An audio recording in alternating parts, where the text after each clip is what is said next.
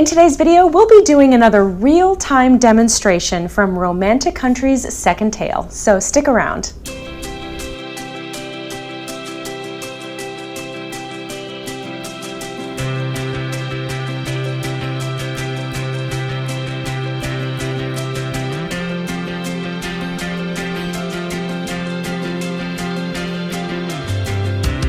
Hello everyone, I'm Rachel and welcome to PencilStash, a weekly show about adult coloring, colored pencils, how-tos, and demonstrations. If you're new to the channel, hit the subscribe button, or better yet, the bell button, in order to be notified when I've uploaded new content. Alright, so before we get into it, I have some exciting news to share. My website, PencilStash.com, is back up and running, completely streamlined, new format. It's finally at the place where I was hoping that it would be. Webmaster, I am not. I should really leave that to the professionals and stick to adult coloring. But I finally got it to that place that I want it to be, and so you'll be seeing regular posts from me from now on. Mondays, I'm going to be doing some I'm digging posts, and I really like this one. You know, I think that some of the best products, the best new things that you hear about are word of mouth and from your friends. So I'm going to be sort of curating a once a week I'm digging thing to share with you guys. And it could be adult coloring related, it could be food related, it could be whatever, just something that I'm really digging and that I want to share. Wednesdays are going to be an Instagram roundup day. So I'm going to be taking 4 or 5 of my favorite photos from that week on Instagram, again, on a variety of topics, and just kind of curating them, putting them into one blog post to share with you guys so that you can check them out and possibly follow these folks as well. And then Fridays will be a dedicated adult coloring blog post. And this will normally be a blog post to kind of go along with my weekly video. I'll share some more pictures, I'll show some more tips and tricks, you know, just a little extra nugget of information that maybe wasn't in the video or that kind of is a companion to that week's YouTube tutorial. So don't forget to check that out, PencilStash.com. You can actually follow the blog so that when I do upload new content, you get an email. Or you can join our Facebook group, PencilStash Adult Coloring Group, where I will post a link when I've uploaded a new blog post so you can follow right along and it'll take you right to the website. All right, so let's get right into it. I have gotten some really great feedback recently about real-time coloring videos, and I know that a lot of the YouTubers that do coloring really do it in a sped up manner, and it's kind of hard to follow along if you're a newbie. So I've really taken your feedback to heart. I'm going to be doing a lot more real-time coloring demonstrations moving forward, and today is no exception. I'm going to be starting a page from Romantic Country's second tale, my favorite coloring book. You guys are going to be so sick of this one by the time I'm done with it. But I'm going to be starting a picture today with you guys, and I'm going to be showing you my process in real time so that you can best follow along. But again, this is my process. I really try to, say that, don't compare your work to anyone else's. I try not to compare my work with anyone else's because it really just kind of is your own voice. Your work's going to look different from mine. Your color choices might be different from mine. So just keep that in mind as you're watching these and as you're trying to follow along. And don't forget to stick around to the end of the video where I will be sharing your work from Facebook and Instagram. So let's head over to my desk and we'll get started. So this is the page that we're going to be doing. It's from Romantic Country's second tale, and it's a treehouse. How fun is this? I just love this main big trunk going right through the center of the interior of the treehouse. I love the ceiling. I love the stained glass windows that kind of act as skylights. So this is the page that we'll be doing today, and I'm going to start on all of the woodwork. So the main trunk in the center, the main support posts, anything that I want to paint, anything I want to color wood in this will be some sort of brown. So I've pulled a whole bunch of browns from my pencil stash, and I'm going to use my piece of scrap paper just to test them out. I've talked about that piece of scrap paper in some other videos, and it's incredibly important before you put that color to the page. You want to test it out. So I've pulled a couple of browns, and we're going to start with our dark umber. And so what I'm going to do is I'm going to use the lines that the artist gave us and just outline everything.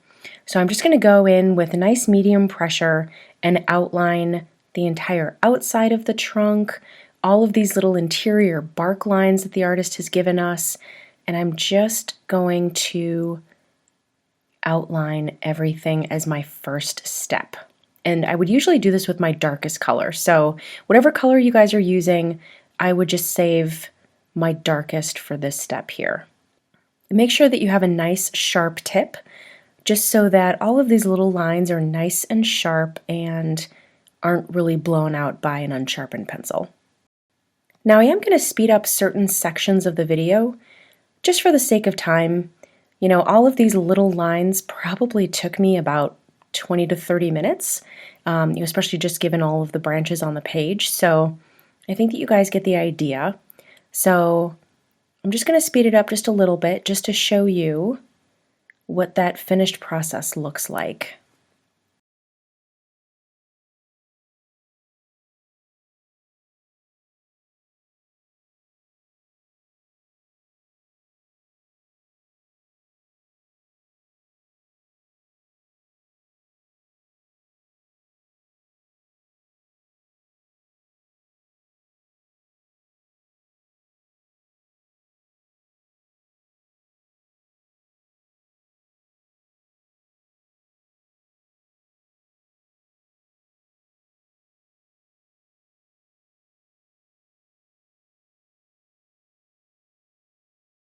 So now that that simple outline is done, I'm actually going to go back in with the same color, the dark umber, and I'm just going to add some shadows and some areas where I think the tree would definitely be darker.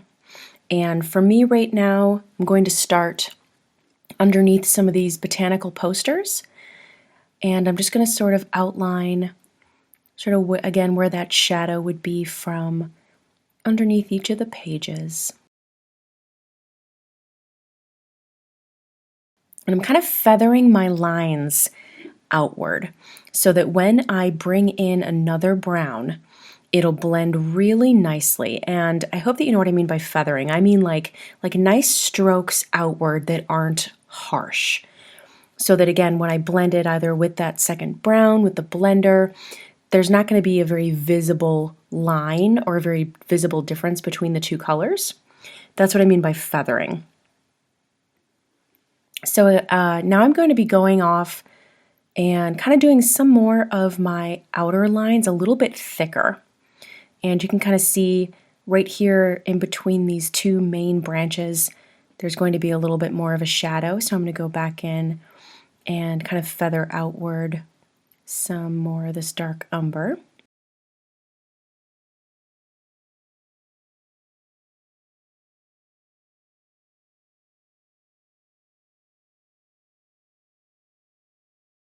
Now I'm going to go with my light umber. And I'm just going to start putting in some areas that I think are going to be my highlights. So I did my dark and my shadows, and now I'm going to go in with where I think there might be some lighter areas.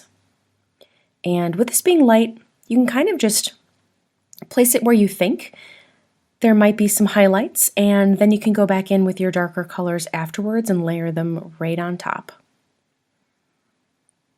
I'm using kind of light to medium pressure here, just again so that I can layer. I don't want to put it on too heavy so that I can't add more color later.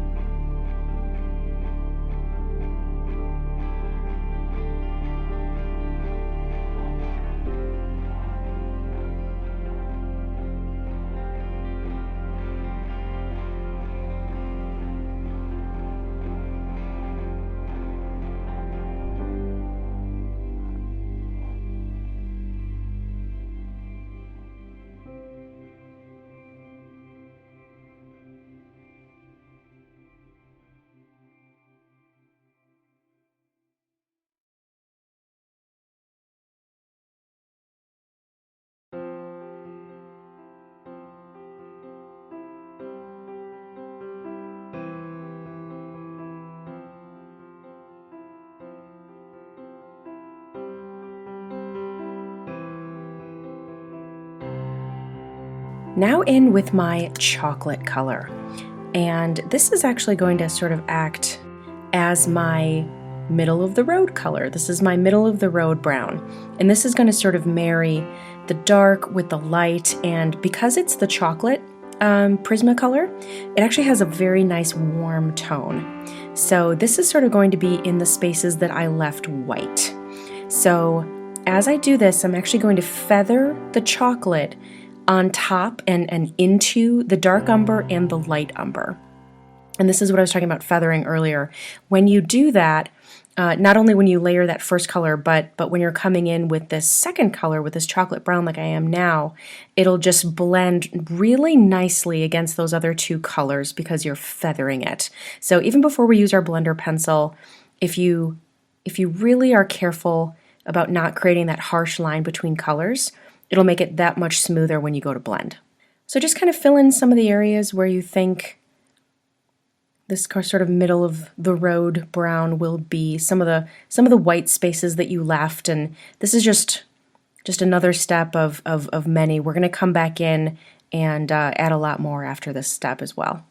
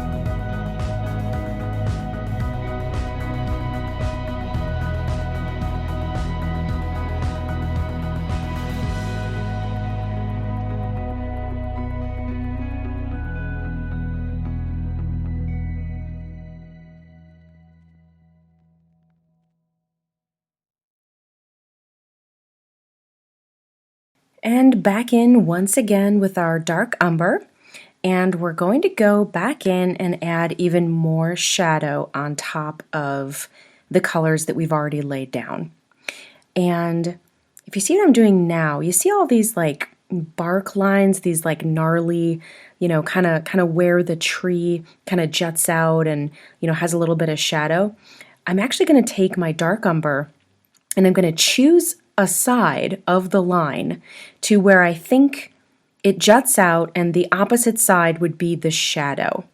So it's going to look a little bit rough now, and you definitely want to feather this like I am. This will make it look really knobby and gnarly and give it that 3D and textural effect that you want.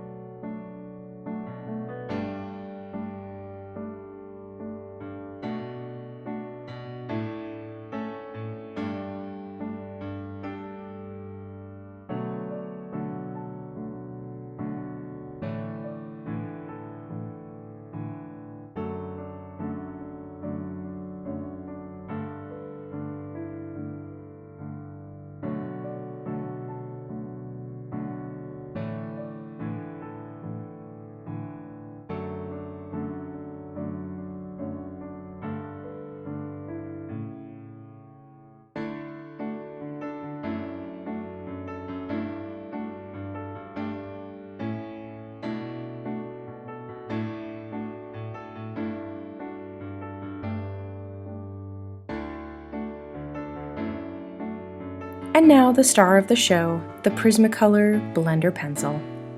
Now I'm going to go over the entire tree with this. I'm going to use medium to heavy pressure to really push those colors into one another.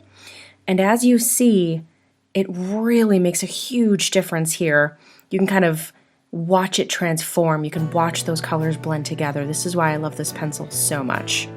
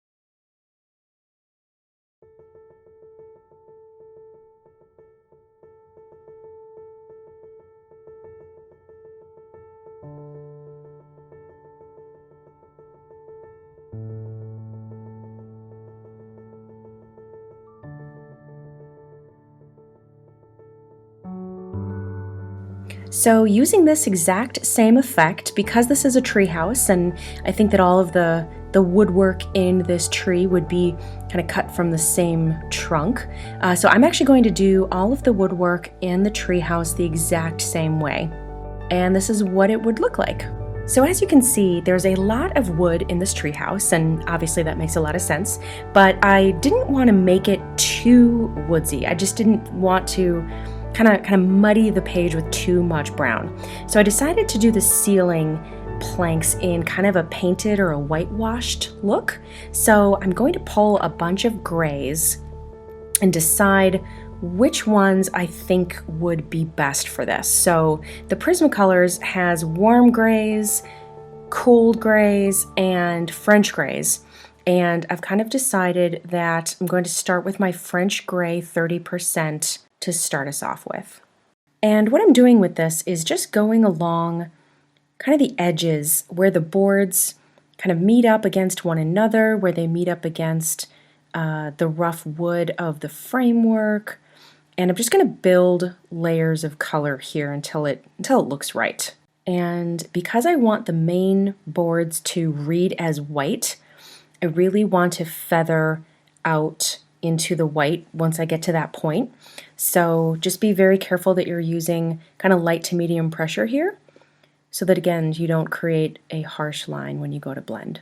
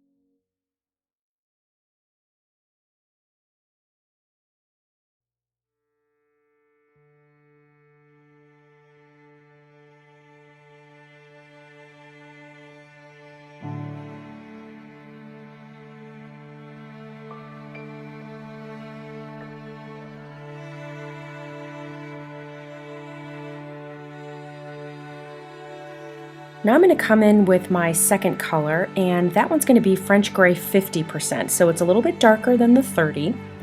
And I'm going to do pretty much the same thing, but I'm going to make my lines a little bit thinner so that you still see a lot of that 30% French Gray kind of peeking towards the white. And I'm just going to kind of dirty up these corners and just make those lines where the boards join together just a little bit darker.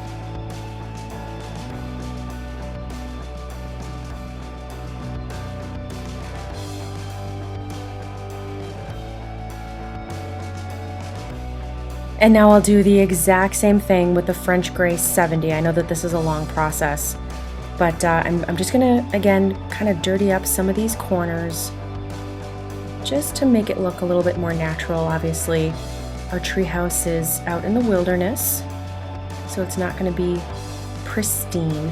And I'm also gonna use this French Gray 70 as a shadow around my window frames.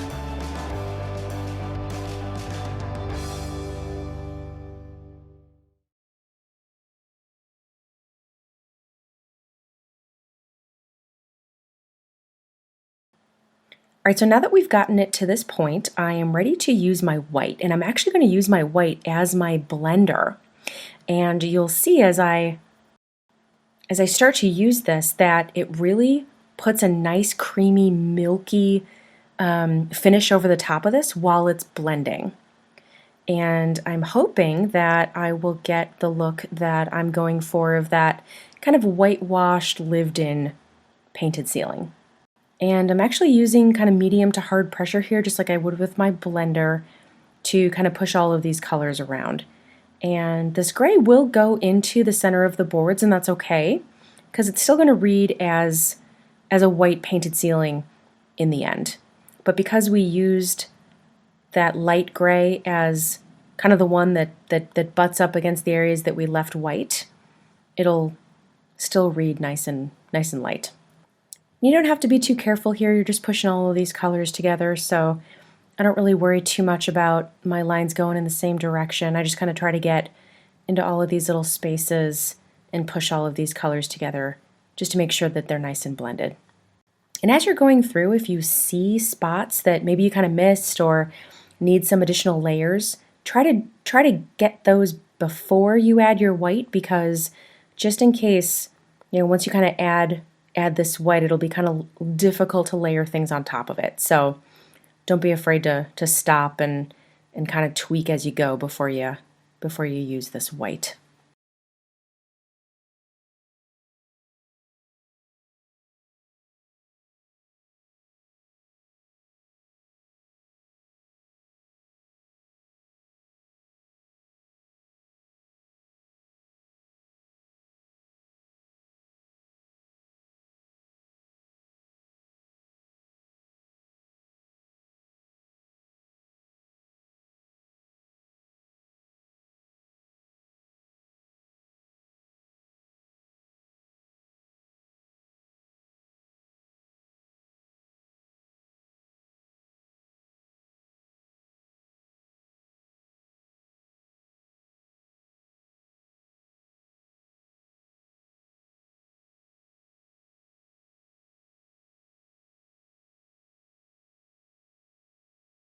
All right, and this is what it looks like. I'm really happy with that.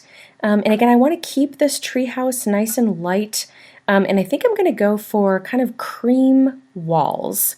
So I'm going to use my PC914, my cream, and I'm going to just put a very boring kind of one coat painted layer here.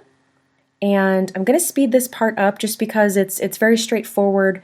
We're going to come back in and we're going to add some additional layers on top of it, but just for this part, I'm going to speed it up just so that this part goes a little bit faster.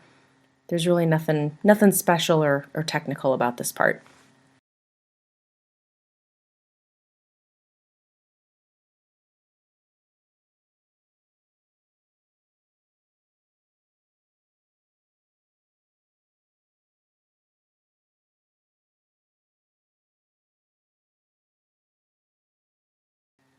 And now I'm going to use my ginger root as my shadow, or kind of some of the darker spots to this cream. It's a nice complementary color here. It's a nice warm color. It'll kind of act as a little bit of a halo around this cream color. So I'm just going to put it up against the framework here, kind of wherever I think that there would be a shadow. And again, be sure you're feathering this outward towards the center with the cream, just so that when we come in with our blender, it will all seamlessly blend together.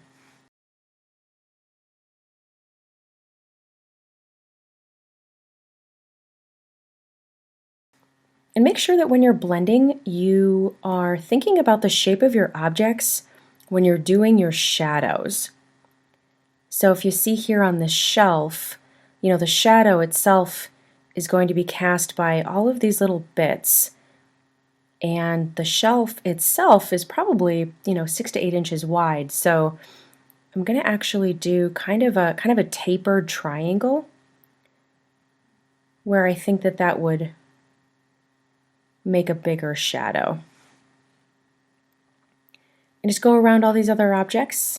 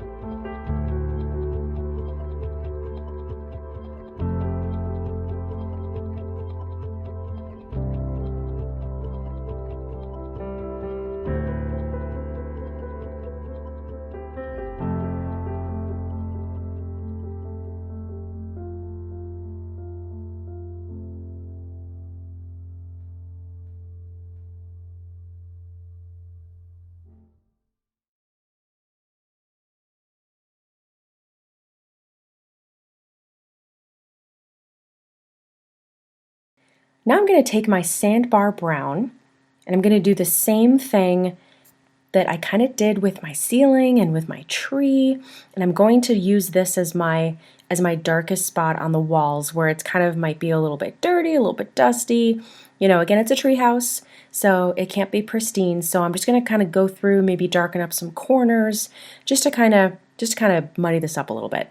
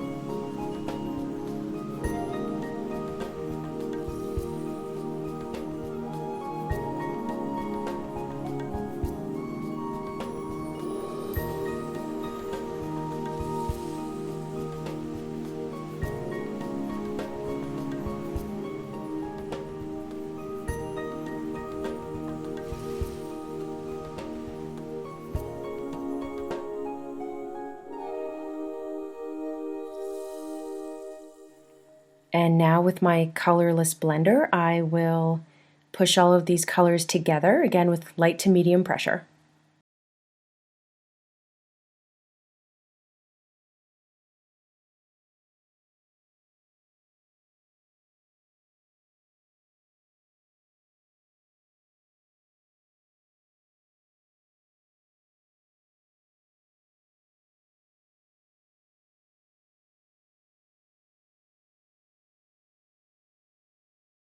All right, one more element before we end the video, and that is the front door.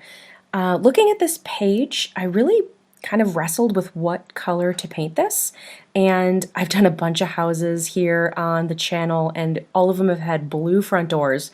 And of course, my first instinct was to paint this blue, but knowing that I'm predictable in using blue, I decided to do green.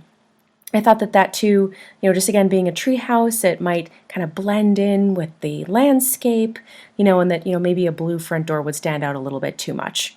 So the first color I'm going to be using is this lime peel color, and I'm just putting it in just a couple of places, just where I think again that my highlights would be.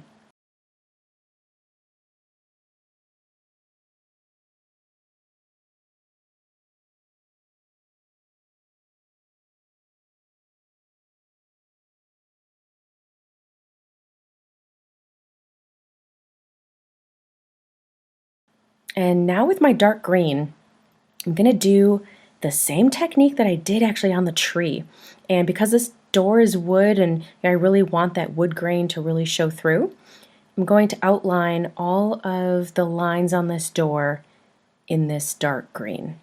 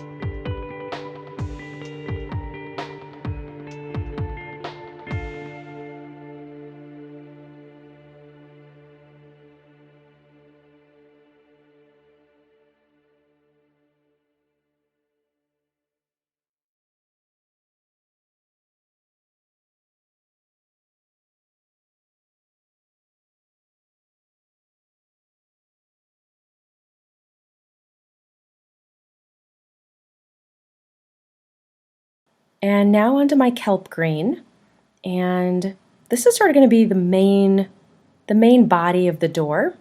So I'm going to maybe put this over like 60–70% of the door and just get a nice light to medium coverage here.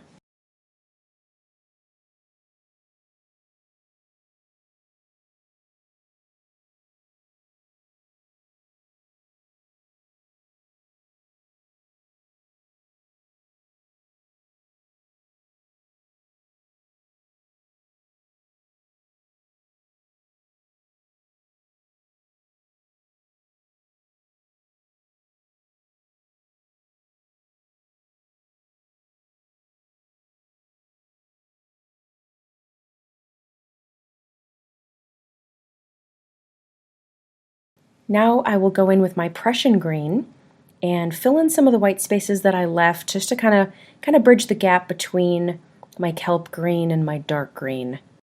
Again with light to medium pressure, because when I blend this, it'll just all mesh together very, very nicely.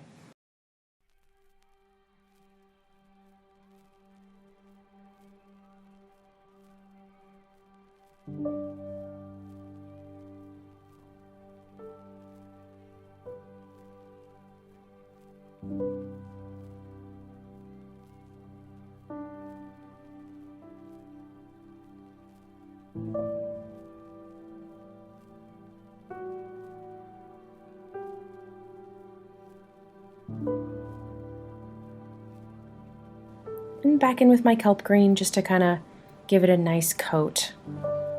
in some of the spots that might be a little bit too light or that I'd like to layer.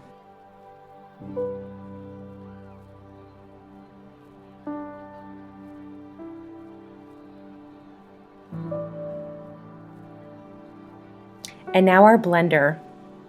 I'm going to use medium to heavy pressure here, just like on the other areas, and I'm just going to push all of these lovely greens together.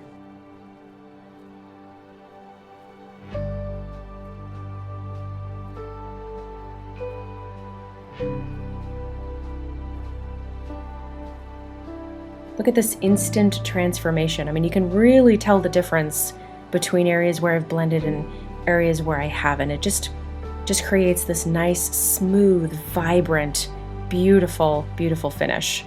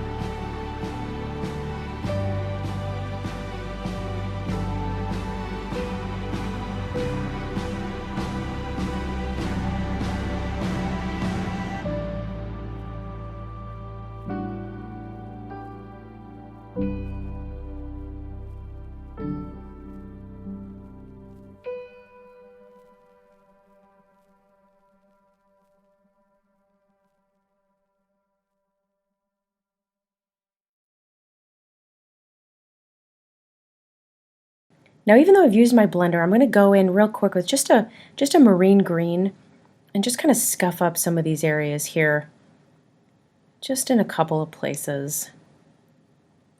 The top of the door and the bottom of the door, on some of these edges. Just again, we don't want it to be too perfect.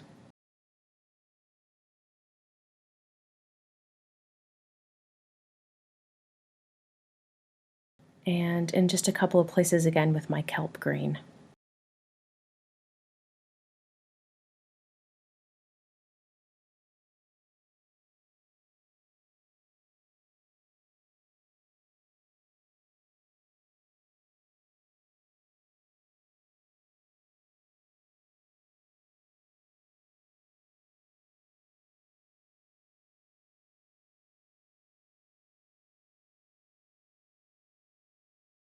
And here is our treehouse, and we're going to leave it here until next time. So we're done with our page for now. I hope that you enjoyed it. Again, we're going to be breaking this up into segments so that I can really show you guys certain parts of this page in real time. Now on to my favorite part of the show, our featured work section, where I'm sharing pages that you guys have shared with me on Facebook or on Instagram.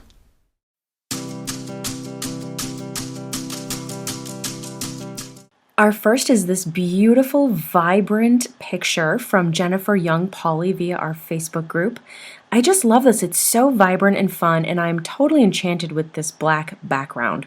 Very, very clever choices. I love her hair. Great job.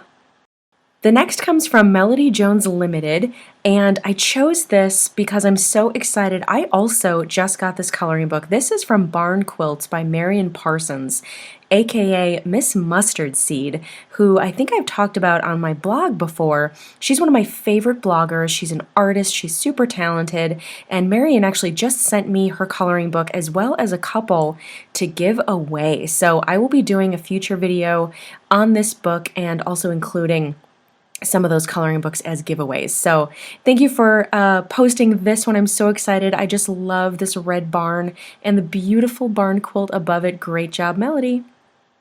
And our last comes from Tina Norton, again via our Facebook group.